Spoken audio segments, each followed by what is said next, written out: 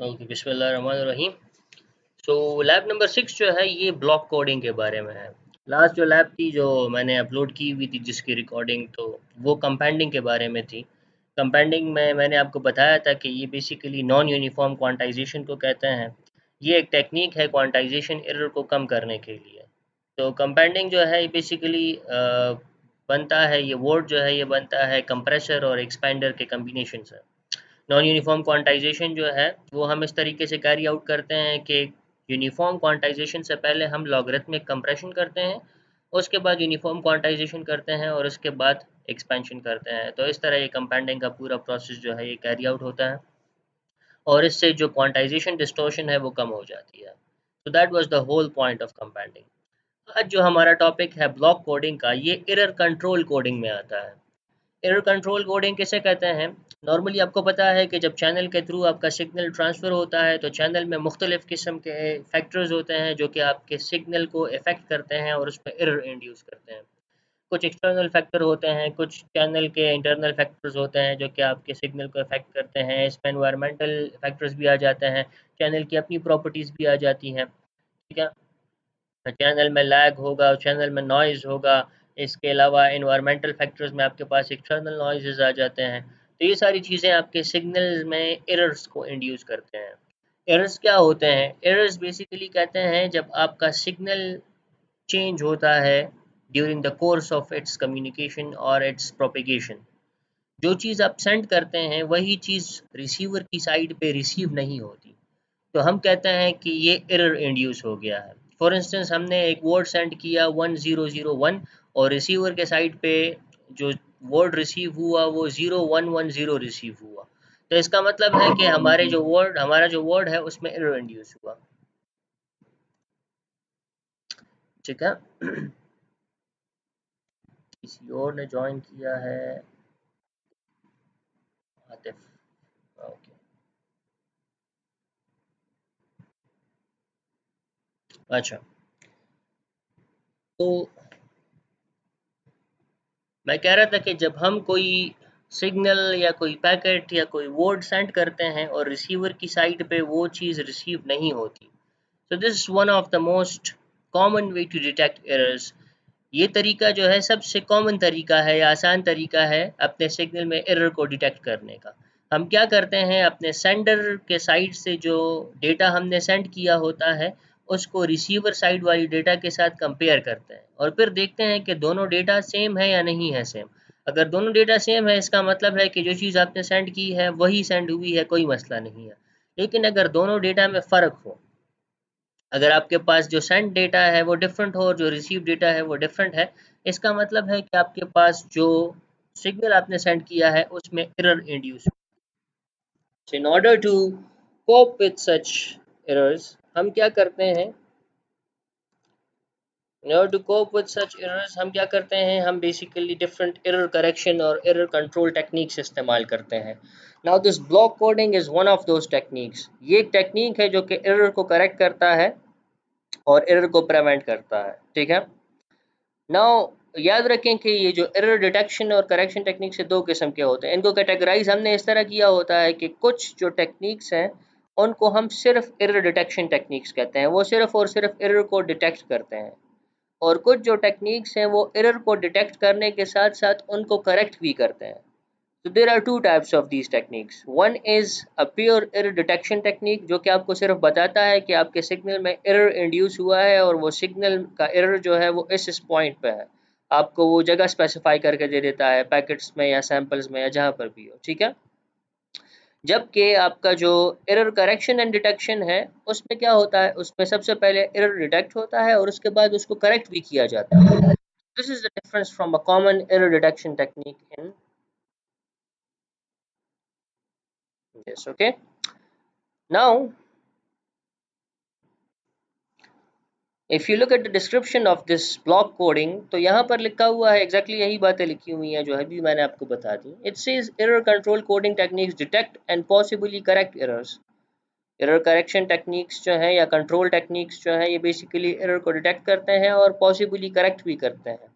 when the messages are transmitted in a digital communication. To accomplish this, the encoder transmits not only now this statement ये जो है ये बहुत important है और ये आपके इस पूरा जो प्रोसेस है ब्लॉक कोडिंग का इसको एक काइंड ऑफ एक्सप्लेन कर रहा है ठीक है इसको जरा समझे it says to accomplish this the encoder transmit not only the information symbols but also some extra redundant symbols कहता है कि इस इन टेक्निक्स में अगर हम ये काम एकम्प्लिश करना चाहते हैं ये एरर कंट्रोल कोडिंग का एरर करेक्शन और रिडक्शन का तो हम ना सिर्फ जो ओरिजिनल सैंपल्स हैं जिनमें इंफॉर्मेशन है वो सेंड करते हैं बल्कि साथ में कुछ रिडंडेंट सैंपल्स भी सेंड कर देते हैं कुछ एक्स्ट्रा इंफॉर्मेशन भी सेंड कर देते हैं यही प्रोसेस जो है आपके ब्लॉक कोडिंग में होता है ब्लॉक कोडिंग में हम जो ब्लॉक ऑफ डेटा सेंड कर रहे होते हैं उसके साथ एट द एंड हम क्या करते हैं कुछ रिडंडेंट डेटा कुछ रिडंडेंट सिंबल्स ऐड कर देते हैं और वही रिडंडेंट डेटा फिर हमें बताते हैं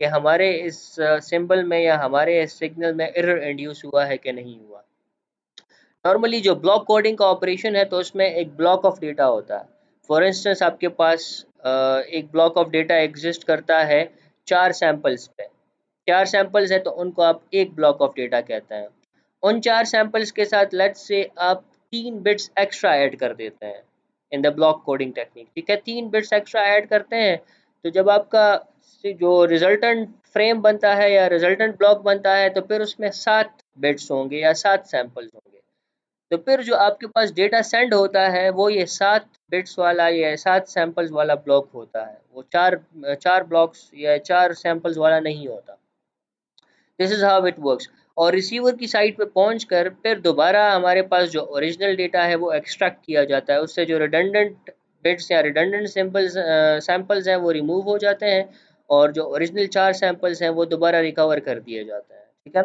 इसकी सबसे कॉमन एग्जांपल आपने पैरिटी कोड में देखी होगी या पैरिटी चेकिंग जिसको बोलते हैं जो हमारे पास डेटा होता है बाइनरी हमारे पास जो बाइनरी डेटा होता है उसमें हम जब पैरिटी चेक करते हैं बेसिकली उसको जब हम सेंड करते हैं तो उसके साथ एक बिट जो है एंड में अपेंड कर देते हैं ऐड कर देते हैं फिर रिसीवर की साइड पे पहुंचकर हम क्या करते हैं हम वंस या जीरोस की पैरिटी चेक करते हैं देखते हैं कि ये जो वंस हैं या जीरोस हैं ये इवन है और तो नहीं हुआ है ठीक है अगर उस पर कहीं पर किसी बिट में चेंज आया हो तो वो जो नंबर ऑफ वंस या नंबर ऑफ जीरोस हैं वो इवन से ऑड में चेंज हो जाता है तो तब हमें पता चल जाता है कि हमारे पास एरर इंड्यूस हुआ है so a parity check is one of the simplest kind of block coding technique सबसे simple kind of block coding technique है क्योंकि उसमें हम जो डेटा ऐड करते हैं अपने ओरिजिनल ब्लॉक के साथ तो वो सिर्फ एक ही बिट होता है जो एडवांस ब्लॉक कोडिंग टेक्निक होते हैं तो उसमें फिर हम एक बिट के बजाय मल्टीपल बिट्स ऐड कर सकते हैं Then it says the decoder interprets what it receives. जो डिकोडर होता है फिर वो उस चीज़ को इंटरप्रेट करता है जो उसे रिसीव होती है इंटरप्रेट का मतलब है कि उसको ट्रांसलेट करता है उसको उससे कुछ ना कुछ सेंस बनाता है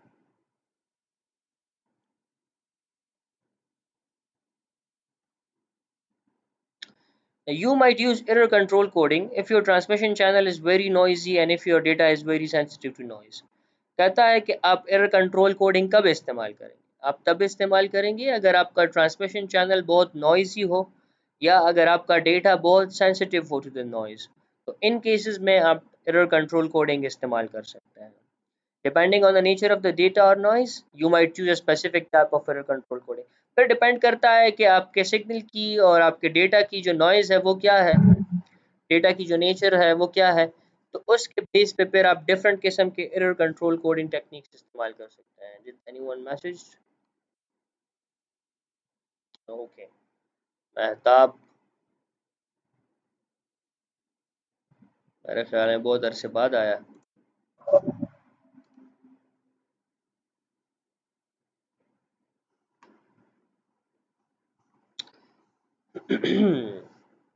तो जिस तरह मैंने बोला कि एरर कंट्रोल कोडिंग के मुख्तलिफ किस्में हो सकती हैं ठीक है ब्लॉक कोडिंग जो है ये एक टाइप है एरर कंट्रोल कोडिंग की सो यहाँ पर लिखा हुआ है block coding is special type of error control coding कहता है block coding techniques maps a fix number of message symbol to a fix number of code symbols आपके पास एक fix number of message symbols होते हैं या fix number of message block होते हैं उसके साथ आप क्या करते हैं, आप ऐड करते हैं fix number of code symbols. ठीक है, कहता है block coder treats each block of data independently and is a memory less device. जो आपका ब्लॉक कोडिंग टेक्निक है या ब्लॉक कोडर जो डिवाइस है वो बेसिकली मेमोरी लेस होता है, वो किसी डेटा को स्टोर नहीं करता। और इसमें जितने भी आपके पास ब्लॉक्स ऑफ डेटा आ रहे होते हैं तो वो हर एक ब्लॉक को इंडिपेंडेंटली ट्रीट करता है, वो आपस में किसी भी डेटा को मिक्स नहीं करता। तो ये चीज़ आपके जहन में होनी चाहिए। जो ब्लॉक कोडिंग है या एरर कंट्रोल कोडिंग है, एरर कंट्रोल कोडिंग के ये टाइप्स हैं आपके पास। ठीक है, लीनियर ब्लॉक कोड्स हैं, फिर आपके पास साइक्लिक कोड्स हैं और फिर पीसीएच कोड्स हैं। ये तीन टाइप्स जो हैं ये एरर कंट्रोल कोडिंग के बहुत फेमस है। बीसीएच के फिर दो और टाइप्स हैं आपके पास, हैमिंग कोड्स और रीड सोलोमन कोड्स। तो बेसिकली आज इस लैब में हम इन दो कोड्स को रन करेंगे और इनके जो रिजल्ट्स हैं डिमॉन्स्ट्रेट करेंगे कि इनसे कुछ असर पड़ रहा है रिजल्ट पे या नहीं पड़ रहा, जो रिजल्ट है वो इम्प्रूव हो रहा है कि नहीं हो रहा, जो एरर रेट है उस पर क्या असर पड़ रहा है। तो ये हमने देखना है आज की इस लैब में। So we begin by uh, simulating this code inside the communication block set in Simulink। अगर आप देखें इस कोड को तो इंतहाई सिंपल है, इसमें कोई इतना मुश्किल नहीं है। It will be really simple to understand for you. There is a Bernoulli binary random binary generator. ठीक है, ये बर्नौली रैंडम बाइनरी जनरेटर जो है ये बेसिकली रैंडम बिट्स बनाता है by using the Bernoulli theorem, या बर्नौली जो डिस्ट्रीब्यूशन है उसको इस्तेमाल करके, जो प्रोबेबिलिटी डिस्ट्रीब्यूशन है उसको इस्तेमाल करके ये रैंडम बाइनरी बिट्स बनाता है। रैंडम बाइनरी बिट्स जो है ये बेसिकली रैंडमली डिस्ट्रीब्यूटेड होते हैं, आपको कुछ पता नहीं चलता कि नेक्स्ट बिट आपके पास 1 होगा या 0 होगा। That is why we call it random. Random data जो है मैंने आपको बताया था स्टार्ट में भी कि रैंडम डेटा को हम मैसेज सिग्नल के लिए प्रेफर क्यों करते हैं, क्योंकि मैसेज सिग्नल भी हमारे पास majority of the times random ही होता है। हमें पता नहीं होता कि मैसेज सिग्नल में हमारे पास जो डेटा आ रहा है वो किस किस्म का होगा। फॉर इंस्टेंस अगर मैं बातें कर रहा हूँ तो आप कभी भी प्रोडिक्ट नहीं कर सकते कि मैं नेक्स्ट क्या बोलने वाला हूँ, तो इसका मतलब है कि मेरी बातें जो है वो रैंडम है, उसमें कोई डिटर्मिनिस्टिक प्रॉपर्टी नहीं है। डिटर्मिनिस्टिक सिग्नल वो होता है जिसको आप डिटरमाइन कर सकते हैं बाय यूजिंग अ फार्मूला और बाय यूजिंग एन इक्वेशन। तो आप किसी भी मैसेज सिग्नल के लिए कोई फार्मूला या कोई इक्वेशन नहीं बना सकते। इसलिए ये जो random Bernoulli random binary generator है इसको हम यूज़ कर रहे हैं तो सिमुलेट अ मैसेज सिग्नल बनाने के लिए सिमुलेट कर रहे हैं। अगर आप देखें तो इसके सामने लिखा हुआ है 4x1। इसका मतलब है कि बेसिकली यहाँ से जो सिग्नल निकल रहा है उसकी डायमेंशंस ये हैं, 4x1 है। What does 4x1 means? 4x1 का मतलब है 4 रोज एंड 1 कॉलम। इसका मतलब है कि आपके पास जो मैसेज निकल रहा है तो वो 4 रोज और 1 कॉलम की शक्ल में है। जो फ्रेम आपके पास है वो एक कॉलम वेक्टर है या एक कॉलम मैट्रिक्स है जिसमें आपके पास 4 नंबर्स हैं ऊपर से नीचे की तरफ। ठीक है, because it is a column matrix. तो ये ऐसे वर्टिकल आपके पास एक मैट्रिक्स होगा। फिर यही आपके पास जो 4x1 का जो बाइनरी रैंडम नंबर है ये बेसिकली मिलता है हैमिंग इनकोडर को। हैमिंग इनकोडर में आपने पहले से सेटिंग की होती है कि ये आपके इस मैसेज सिग्नल के साथ कितने एक्स्ट्रा बिट्स को ऐड करेगा। 1 बिट को ऐड करेगा, 2 को ऐड करेगा, 3 को ऐड करेगा या कितने को ऐड करेगा। ठीक है, क्योंकि ये ब्लॉक इनकोडिंग टेक्निक है, ये हैमिंग इनकोडिंग जो है। और ब्लॉक इनकोडिंग टेक्निक में मैंने आपको बोला कि इसमें आपके पास जो बिट्स ऐड होते हैं वो फिक्स्ड होते हैं। तो fix number of message bits के साथ आपके पास fix number of code bits add होते हैं। अगर आप हैमिंग इनकोडर के आउटपुट को देखें तो आउटपुट है 7x1, 7x1। इसका मतलब है कि जो मैसेज सिग्नल आपका इस हैमिंग इनकोडर में से गुजरा, इस हैमिंग इनकोडर ने उसमें 7, इसमें 3 बिट्स ऐड कर दिए तो टोटल नंबर ऑफ बिट्स जो है वो 7 हो गए। Right, so this Hamming encoder adds 3 bits into your message signal that's coming from the Bernoulli binary generator। Bernoulli binary generator से जो मैसेज आ रहा है वो 4x1 था और जब Hamming encoder में से गुजरा तो उसमें उसने 7 बिट्स ऐड किए। फिर इसके बाद जब हैमिंग इनकोडर ने उसमें 3 बिट्स ऐड करके उसको 7 into 1 कर दिया है। तो वही मैसेज जो है, जो इनकोडेड मैसेज है, वही इनकोडेड मैसेज जो है अब वो हैमिंग डिकोडर में से गुजरेगा, और हैमिंग डिकोडर वो प्रोसेस उसको रिवर्स करेगा जो कि हैमिंग इनकोडर ने किया है। ठीक है, तो बेसिकली ये जो 3 बिट्स यहाँ पर हैमिंग इनकोडर में इसमें ऐड हुए हैं मैसेज सिग्नल में, वो यहाँ पर डिकोडर में पहुँच के एक स्पेसिफिक डिकोडिंग प्रोसेस में से गुजर के वो बिट्स रिमूव हो जाते हैं, और आपको आपका ओरिजिनल सिग्नल वापस मिल जाता है जो कि 4 into 1 का था। याद रखें ये जो इनकोडर और डिकोडर है यहाँ पर तो साथ साथ पड़े हुए हैं, लेकिन जो एक्चुअल आपके पास कम्युनिकेशन सिस्टम्स होते हैं उसमें encoder receiver, encoder sender side पे पड़ा होता है और डिकोडर रिसीवर साइड पे पड़ा होता है, और इन दोनों के बीच में जो आपको एरिया नज़र आ रहा है, दिस इज़ योर चैनल, यही आपका चैनल है। तो इसका मतलब है कि ये सिग्नल जो है इस चैनल में से गुजर के रिसीवर साइड पे पहुंचा है, डिकोडर की साइड पे पहुंचा, और डिकोडर ने फिर वो सारा एनकोडर का प्रोसेस रिवर्स करके आपको जो आपका ओरिजिनल सिग्नल है वो वापस कर दिया। ठीक है, अच्छा ये जब प्रोसेस हुआ तो इसके बाद यहाँ पर जो आखिरी फंक्शन लगा हुआ है इसको हम एरर रेट कैलकुलेशन बोल रहे हैं। एरर रेट कैलकुलेशन क्या कर रहा है? Error rate calculation basically comparison करेगा सेंड सिग्नल और रिसीव्ड सिग्नल का। रिसीव्ड सिग्नल अगर आप देखें तो वो भी 4 into 1 है, और जो सेंड सिग्नल था वो भी 4 into 1 था। इधर एरर रेट कैलकुलेशन पे अगर आप देखें तो दो इनपुट्स हैं, एक इनपुट है आर एक्स का और एक इनपुट है टी एक्स का। T X means the transmitted signal and R X means the received signal. तो ट्रांसमिटेड सिग्नल का जो इनपुट है ये आएगा आपके बिल्कुल स्टार्ट वाले सिग्नल से, देखिए बर्नौली बाइनरी जनरेटर से जो सिग्नल निकल रहा है उधर से आप इनपुट लेंगे और यहाँ पर टी एक्स को दे देंगे, और जो रिसीव्ड सिग्नल है तो ये मिलेगा इसको हैमिंग डिकोडर से।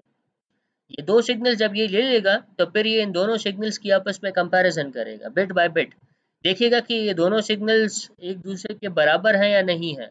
अगर ये दोनों सिग्नल एक दूसरे के एक जैसे हैं, मतलब कंपैरिजन में बिल्कुल इक्वल हैं, इसका मतलब है कि आपके पास जो डेटा रिसीव हुआ है वो बिल्कुल सिमिलर है जो डेटा सेंड हुआ था उसके, तो इसका मतलब है कि आपके डेटा में कोई एरर नहीं है, your data is error free, और एरर रेट आपका ज़ीरो होगा। लेकिन अगर आपका जो रिसीव डेटा है वो आपके सेंड डेटा के जैसे ना हो और उसमें कुछ ना कुछ डिफरेंसेस हो, कुछ ना कुछ बिट्स जो है वो आपके पास डिफरेंट हो, तो फिर आपके पास एरर एग्जिस्ट करता है रिसीवर साइड पे, और इसका मतलब है कि जब बिट बाय बिट कंपैरिजन होगी तो आपके पास कुछ ना कुछ एरर रेट आएगा आपके इस चैनल में। ठीक है, यहाँ पर चूंकि हमने कोई भी नॉइजी चैनल इस्तेमाल नहीं किया है, हमारे पास जो चैनल है that is completely noise free, तो हम एक्सपेक्ट करेंगे कि हमारे पास जो एरर रेट है वो बिल्कुल ज़ीरो होगा, उसमें कोई भी एरर नहीं होगा, that would be error free, और एरर रेट कैलकुलेशन भी बिल्कुल आपके पास ज़ीरो रिजल्ट देगा।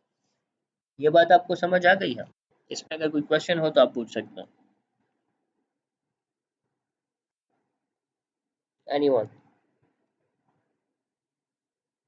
Server, is it clear?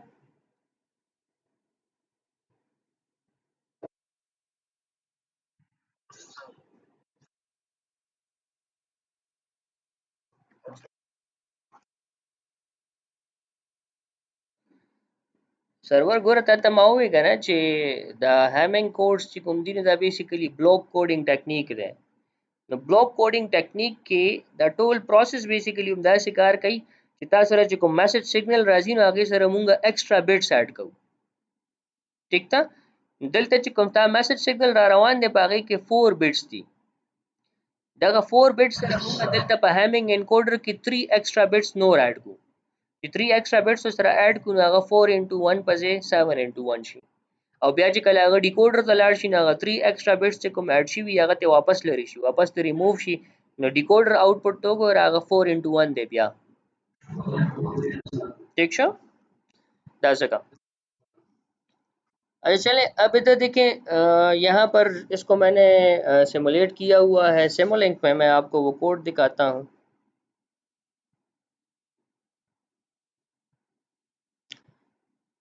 ये जो आपको एग्जांपल्स दी हुई हैं इन स्लाइड्स में, ये बेसिकली मैटलैब 2010 पे की हुई हैं, तो उसका जो इंटरफेस है, और यहाँ पर मेरे पास जो मैटलैब है वो 2016 है, तो इनके इंटरफेसेस में थोड़ा सा फ़र्क होगा, तो कंफ्यूज ना हो, जो काम है वो दोनों तकरीबन सिमिलर कर रहे हैं, कोई फ़र्क नहीं है दोनों में।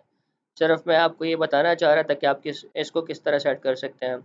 जो आपको स्लाइड्स बताई गई हैं, इन स्लाइड्स में आपको पर्टिकुलरली बताया गया है कि आप कौन सा ब्लॉक जो है कहाँ से उठा सकते हैं। तो फॉर इंस्टेंस अगर आप देखें यहाँ पर सबसे पहले तो आपने ये 3 लाइब्रेरीज ओपन करनी होती है अपने मैटलैब में। ये सिमुलिंक की लाइब्रेरीज हैं, ठीक है। एक कम्युनिकेशन लाइब्रेरी है जिसको हम कॉमलिब से लिखते हैं, एक डीएसपी लाइब्रेरी है और एक सिमुलिंक 3 है। ये तीनों आप ओपन कर देते हैं, फिर आप फाइल में जाके न्यू में से नया मॉडल ओपन कर देते हैं। नया मॉडल आप इस्तेमाल करते हैं अपने सिमुलिंक का कोड बनाने के लिए। आफ्टर दैट आप बर्नौली बाइनरी जनरेटर कहाँ से पिक करते हैं? तो बर्नौली बाइनरी जनरेटर आप कम्युनिकेशन लाइब्रेरी में ही से पिक करेंगे। ये बेसिकली एक टाइप है कम्युनिकेशन सोर्सेज का, ये कम्युनिकेशन सोर्स है, ठीक है। तो कम्युनिकेशन लाइब्रेरी में जो सबसे पहला आपके पास ऑप्शन है that is of communication sources. फिर इसके अंदर आपके पास रैंडम डेटा सोर्सेज है और फिर इसके अंदर बर्नौली बाइनरी जनरेटर है। इसमें हमने थोड़ी सी चेंजेस करनी है। जब हम इसको ओपन कर लें तो इसके मास्क में थोड़ी सेटिंग हमने चेंज करनी है। तो वो सेटिंग हमने क्या चेंज करनी है, अगर आप देखें तो ये बर्नौली बाइनरी जनरेटर है। अगर इसका मास्क हम ओपन करें तो देखिए सबसे पहले इसमें जो ऑप्शन होता है that is probability of zeros. Probability of zeros आपको बताता है कि आपने जो जीरोस क्रिएट करने हैं वो कितनी प्रोबेबिलिटी से क्रिएट करने हैं, क्योंकि this is a Bernoulli binary generator तो it will only create binary numbers. तो इसका मतलब है कि प्रोबेबिलिटी ऑफ जीरोस को अगर आप कंट्रोल करते हैं तो आप इनडायरेक्टली प्रोबेबिलिटी ऑफ वंस को भी कंट्रोल कर रहे हैं। अगर हम प्रोबेबिलिटी ऑफ जीरोस को 0.5 पे रखें तो इसका मतलब है कि अगर 10 बिट्स जनरेट हो रहे हैं तो उसमें 5 वंस होंगे और 5 जीरोस होंगे, ठीक है। अगर हम 100 बिट्स जनरेट कर रहे हैं तो उसमें 50 वंस होंगे और 50 जीरोस होंगे। So that is how we control the probability of ones and zeros. Ones को तो हम इनडायरेक्टली कंट्रोल कर रहे हैं और जीरोस को हम डायरेक्टली कंट्रोल कर रहे हैं, क्योंकि जितने जीरोस होंगे तो उससे उतने पर नंबर माइनस कर लें टोटल में से तो वो वंस बन जाते हैं।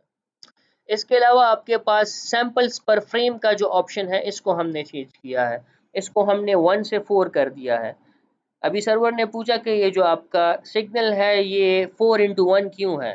तो बेसिकली हमने यहाँ पर जो सैंपल्स पर फ्रेम है इसको 4 लिया हुआ है, इसलिए एक फ्रेम में आपके पास 4 बिट्स आ रहे हैं, ठीक है।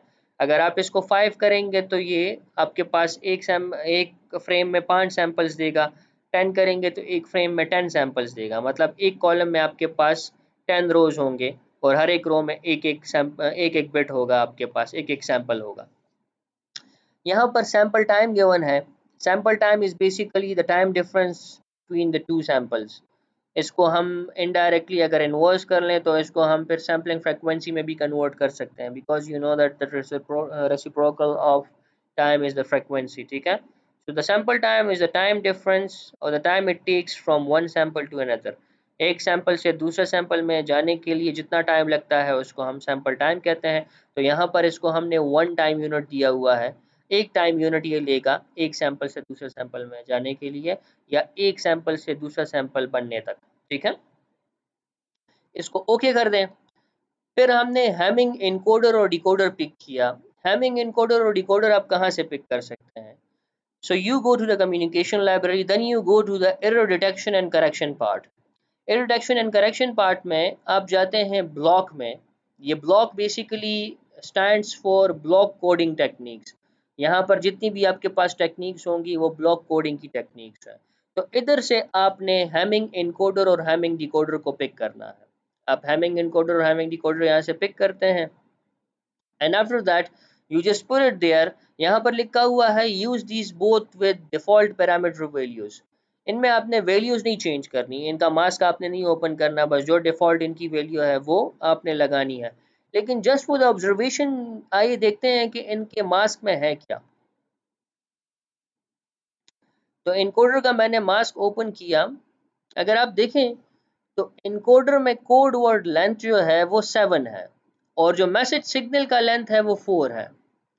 अभी सर्वर की वो बात दोबारा जो है यहाँ पर रिपीट हो रही है कि जो मैसेज सिग्नल आपके पास बर्नौली बाइनरी जनरेटर से आ रहा है वो 4 बिट्स पर फ्रेम है आपके पास, मतलब एक फ्रेम में आपके पास 4 बिट्स हैं।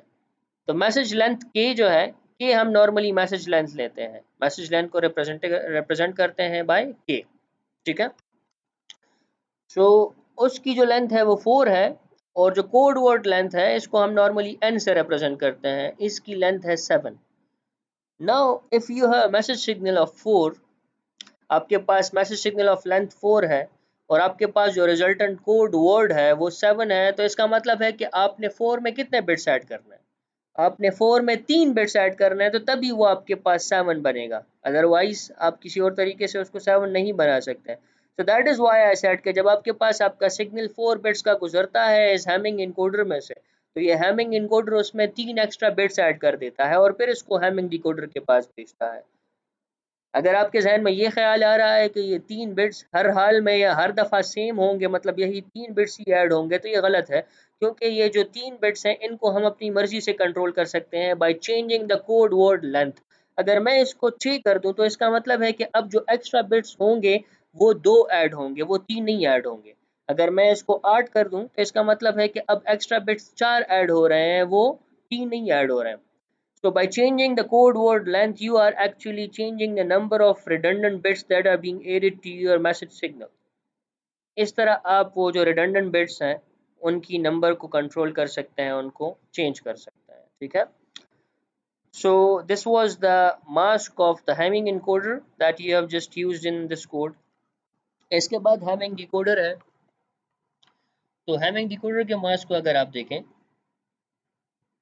ये बेसिकली सिंक्रोनाइज्ड होता है आपके इनकोडर के साथ। तो जो आपने प्रॉपर्टीज यूज की होंगी हैमिंग इनकोडर में, you must use the same properties in Hamming decoder. ये दोनों जो आपके पास इनकोडर और डिकोडर्स हैं, दे मस्ट बी सिंक्रोनाइज्ड। इसी को सिंक्रोनाइजेशन बोलते हैं, बिकॉज आपका जो इनकोडर है वो सेंडर साइड पे पड़ा हुआ है, आपका डिकोडर रिसीवर साइड पे पड़ा हुआ है, लेकिन दोनों इनकोडर और डिकोडर की जो प्रॉपर्टीज हैं वो सिंक्रोनाइज्ड हैं, वो सेम है।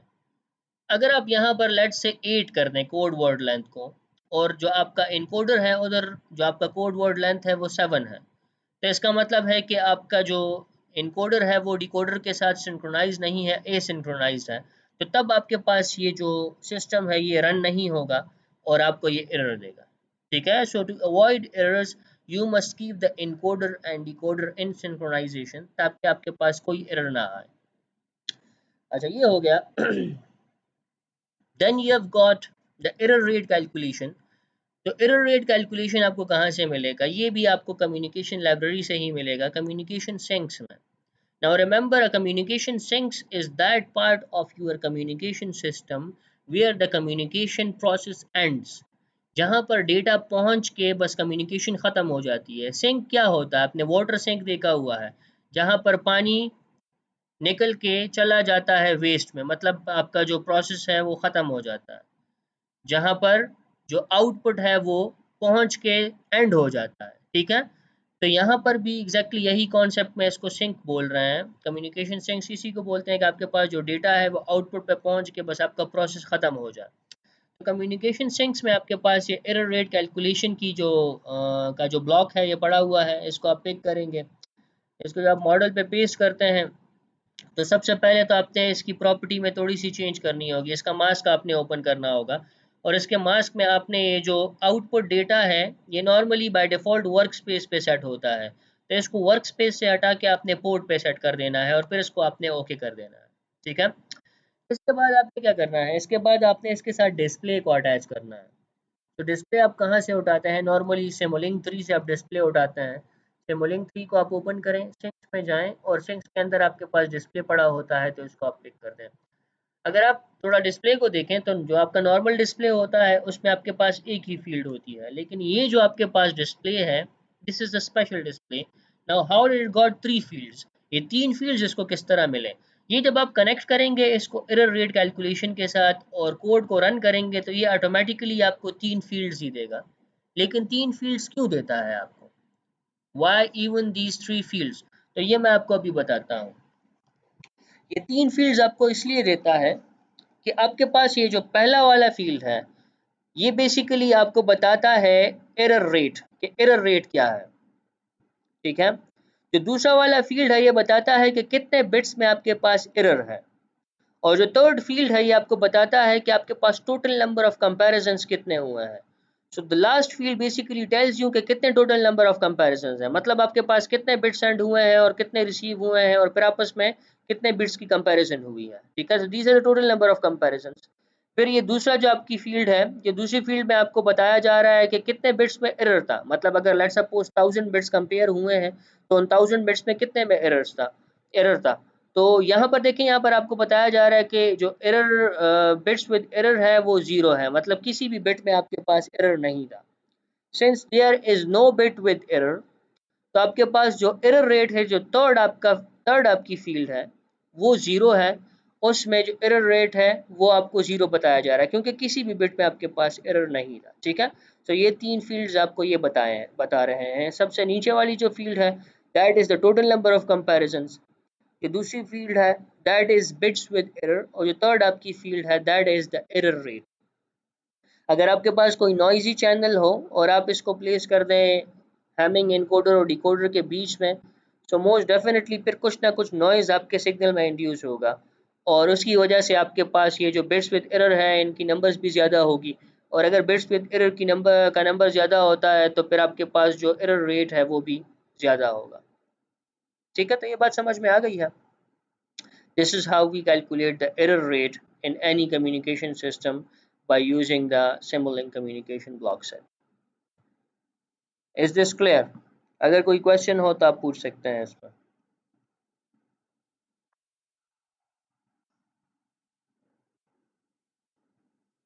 अच्छा, उमर क्लियर है, ठीक है, गुड। दरिया खान, आपको क्लियर है? अच्छा,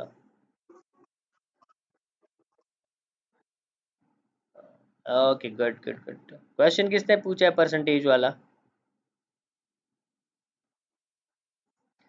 आप कौन है? अच्छा अच्छा, वो आपकी जो आईडी है वो सबसे नीचे आ रही है तो इसलिए मुझे पता नहीं चल रहा था। जो है अब इस तरह है ना कि ये बिल्कुल परसेंटेज में ही आपको शो करता है।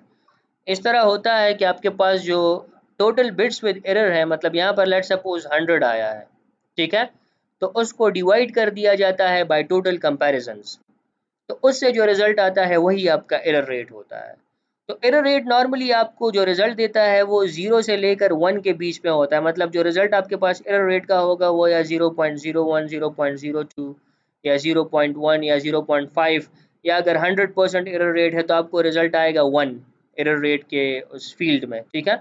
तो नॉर्मली आपको जो रिजल्ट मिलता है वो 0 से लेकर 1 के बीच में होता है, लेकिन अगर आप उसको 100 के साथ मल्टीप्लाई कर दें तो आपको परसेंटेज की शक्ल में वो रिजल्ट मिल जाता है। क्लियर? और कोई क्वेश्चन? अदनान?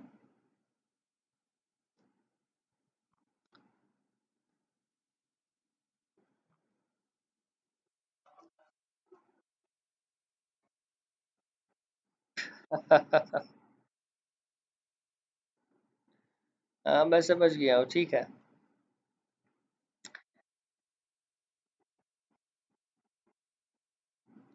नेक्स्ट टाइम इसी तरह ही करते हैं, कैमराज ऑन करेंगे इंशाल्लाह।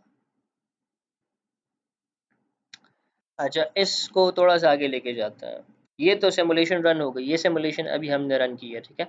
अगर आप देखें तो यहाँ पर भी आपको जो सिमुलेशन का स्क्रीनशॉट दिया गया है इसमें भी एरर रेट आपके पास जीरो है। you've got zero error rate, तो इसका मतलब है कि we have been going right, अभी तक तो हमने सही किया है इसको। इसके बाद आपको ये लैब टास्क बताया जा रहा है जो कि आपने करना होगा। It says the following is the Hamming code in binary format of block coding, how will you analyse original encoding and encoded and decoded data. जो कहता है कि आपने एनालिसिस करनी है ओरिजिनल डेटा की, ये आपकी ओरिजिनल डेटा आपका ये है। देन एनकोडेड डेटा, तो ये आपका एनकोडेड डेटा है आफ्टर द हैमिंग इनकोडर, तो हैमिंग इनकोडर के बाद जो डेटा होगा वो एनकोडेड डेटा होगा। And then the decoded data, तो आपके पास जो डिकोडर है उसके बाद जो डेटा होगा वो डिकोडेड डेटा होगा। तो इसकी एनालिसिस आप किस तरह कर सकते हैं? दो तरीकों से कर सकते हैं।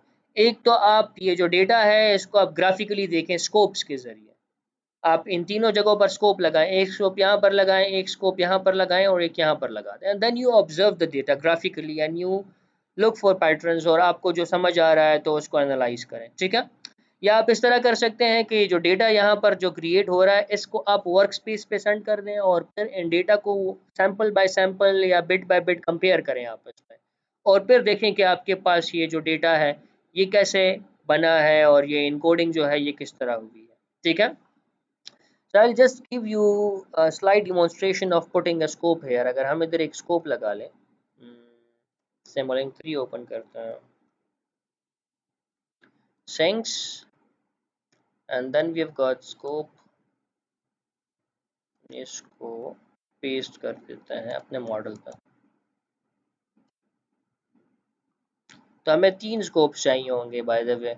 एक स्कोप हमने यहाँ पर लगाना है जो ओरिजिनल डेटा है,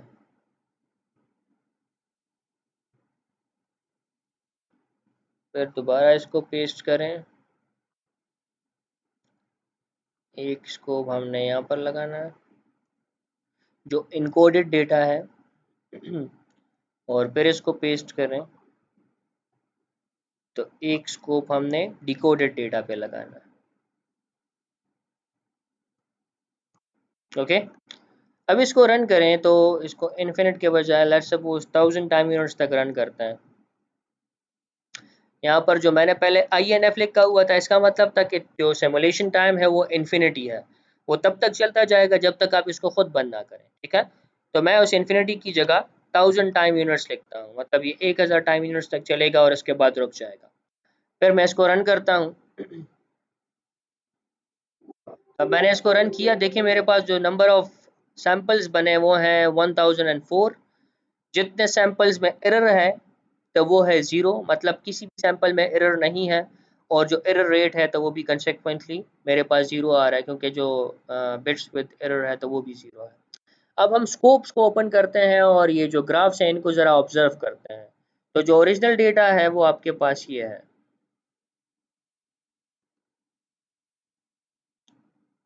this is your original data.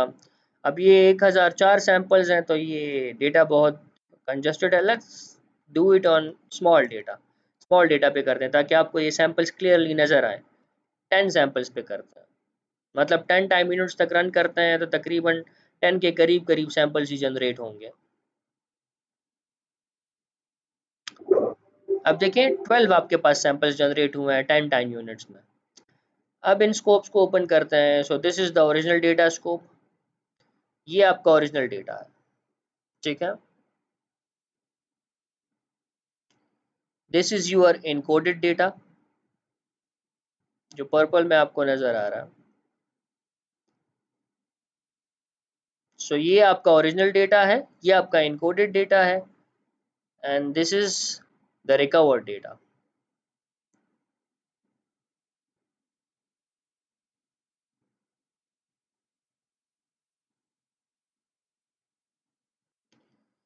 तो आप देखें ये जो ओरिजिनल डेटा था आपके पास जो जनरेट हुआ था, और इसके बाद जो आपका रिकवर्ड डेटा है वो ऑलमोस्ट सेम है, बिल्कुल एक जैसा है, बिल्कुल इक्वल है। So this is how you basically regenerate a signal from,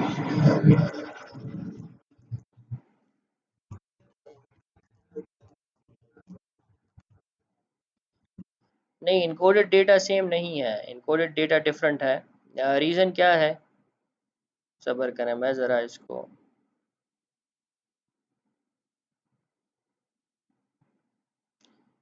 ये ग्राफिकली इसमें जो फ़र्क है ये बिल्कुल क्लियरली पता नहीं चल रहा, तो मैं आपको एक और तरीके से बताता हूँ।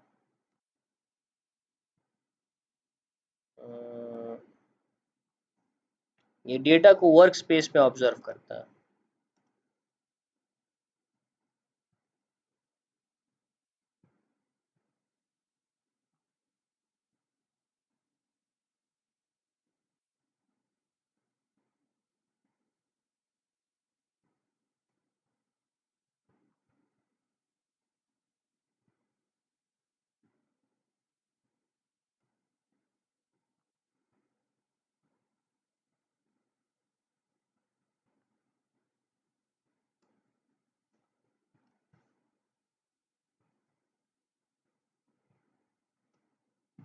अच्छा, इनके नाम चेंज कर देते हैं वेरिएबल के, तो ये आपका ओरिजिनल डेटा हो गया है, इसको ओरिजिनल का नाम देते हैं।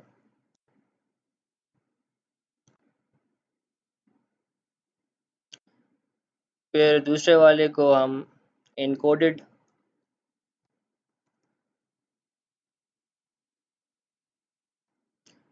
और जो थर्ड वन है इसको हम डिकोडेड डेटा कहते हैं, डिकोडेड। ये हो गया। अब इसको रन करते हैं। इसको रन किया। अब हम जाते हैं वर्क स्पेस में। तो देखिए वर्क स्पेस में आपके पास ये तीनों जो वेरिएबल्स हैं ये नज़र आ रहा है, डिकोडेड, इनकोडेड और ओरिजिनल। तो ओरिजिनल डेटा को ओपन करें, सिग्नल्स और वैल्यूज। सो ये आपका ओरिजिनल सिग्नल है। ठीक है, ये देखिए एक एक फ्रेम आपको नज़र आ रहा है, इसमें 4 बिट्स हैं, ये दूसरा फ्रेम है इसमें 4 बिट्स हैं, फिर आपके पास तीसरा फ्रेम है तो उसमें भी 4 बिट्स हैं। टोटल नंबर ऑफ बिट्स जो आपके पास है वो 12 है। ठीक है, 3 फ्रेम्स आपके पास बने हैं 10 टाइम यूनिट्स में। इसके बाद आपका ये इनकोडेड डेटा है, इसकी वैल्यूज को देखें। तो देखिए इनकोडेड डेटा में आपके पास जो सिग्नल है उसमें आपके पास 4 बिट्स नहीं है, 7 बिट्स है। एक फ्रेम में 7 बिट्स, दूसरे फ्रेम में 7 बिट्स और तीसरे फ्रेम में 7 बिट्स। क्लियर। और फिर हम आते हैं डिकोडेड डेटा की तरफ। तो ये आपका डिकोडेड डेटा है, सिग्नल्स और वैल्यूज। तो देखिए डिकोडेड डेटा में वही जो ओरिजिनल डेटा है वो दोबारा रिकवर हो गया है। ये आपका पहला फ्रेम, ये दूसरा फ्रेम 4 बिट्स पे मुश्तमिल है और ये तीसरा फ्रेम। अब क्लियर है दरिया, समझ आ गई है?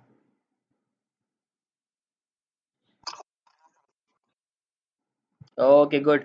और किसी का कोई क्वेश्चन हो तो पूछ सकता है इसमें। शाबाश।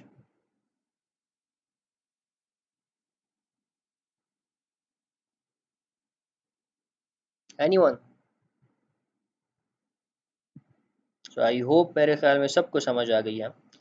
तो we are gonna and this there इंशाल्लाह। अब कमिंग क्लास में फिर हम इसको कंटिन्यू करेंगे। ये इसको मैं रिवाइज भी करा दूंगा। और ओके गुड उमर, मेहताब समझ आ गई है, शमी ठीक है गुड।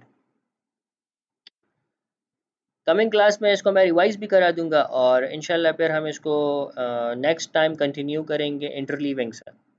ठीक है, इंटरलीविंग भी एक टेक्निक है जिसको हम यूज़ करते हैं to cope with burst errors. तो बर्स्ट एरर्स क्या चीज़ है वो फिर हम इंशाल्लाह कमिंग लैब में डिस्कस करेंगे। और साथ साथ मैं डिमॉन्स्ट्रेट भी कराता जाऊंगा इसी तरह मैट लैब में, जिस तरह अभी मैंने किया है। ठीक है, थोड़ा सा वेट करें, मैं स्क्रीन शॉट्स लेता हूँ अटेंडेंस।